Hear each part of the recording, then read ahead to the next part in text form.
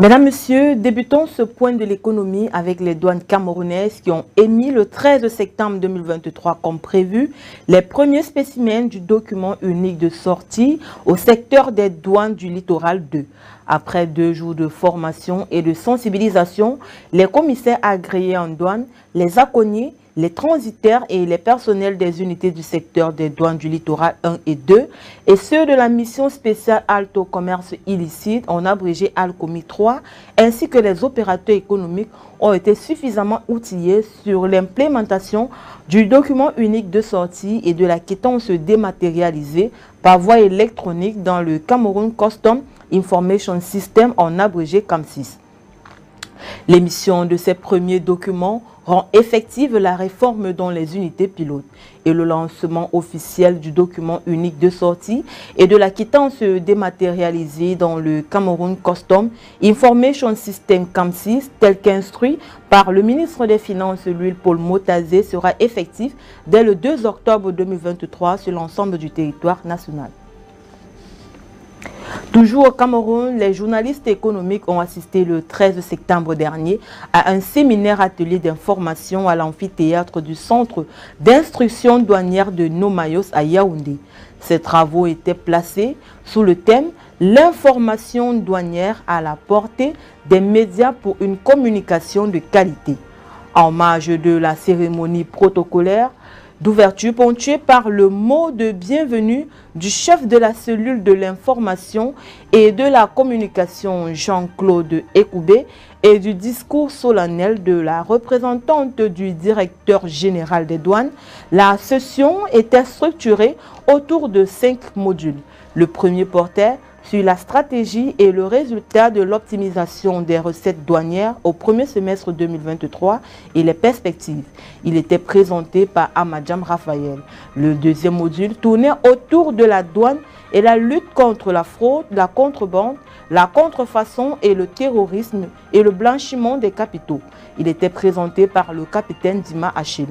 En troisième lieu, les hommes de médias ont été entretenus par le docteur Difougui Innocent sur l'apport de la douane camerounaise dans le processus d'import-substitution, la transformation structurelle de l'économie nationale et de la décentralisation.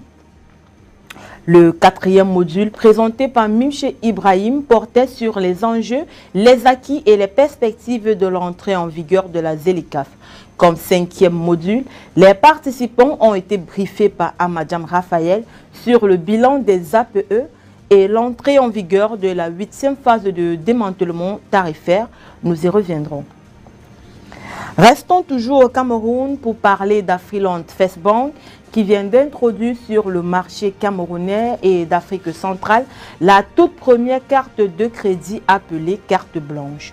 Il faut dire que la carte blanche d'Afriland First Bank offre comme une carte de crédit classique la possibilité de réaliser des paiements. Et ceci en fonction d'une autorisation de crédit accordée par l'émetteur de la carte. Cependant, cette carte va au-delà des fonctionnalités traditionnelles en permettant aux clients de disposer d'avances de trésorerie 24 heures sur 24, renouvelables sur une période de 4 ans, sans avoir à solliciter les gestionnaires. Cette liberté d'initiative accordée aux détenteurs de la carte blanche est un élément clé de cette offre innovante. Il faut noter qu'il existe 3 types de cartes blanches.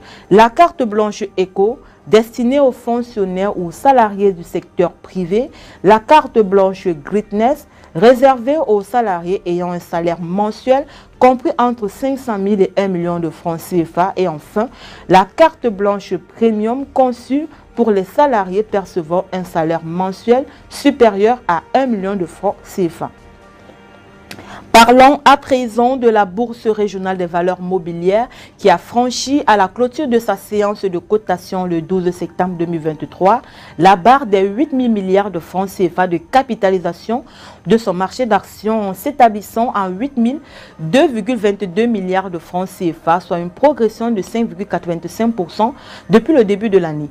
Il faut dire que ce nouveau record vient consolider la phase haussière entamée par le marché depuis l'année 2021 et traduit la confiance des investisseurs dans les économies des pays de l'Union économique et monétaire ouest-africaine, en abrégé UEMOA, malgré la conjoncture internationale et régionale. Il traduit également la résilience des entreprises de la zone. Avec ce nouveau cap, la capitalisation boursière globale de la bourse régionale des valeurs mobilières s'établit à 18 184,20 milliards de francs CFA, représentant environ 16% du PIB de la zone UEMOA, ce qui consolide sa place de 6e bourse africaine.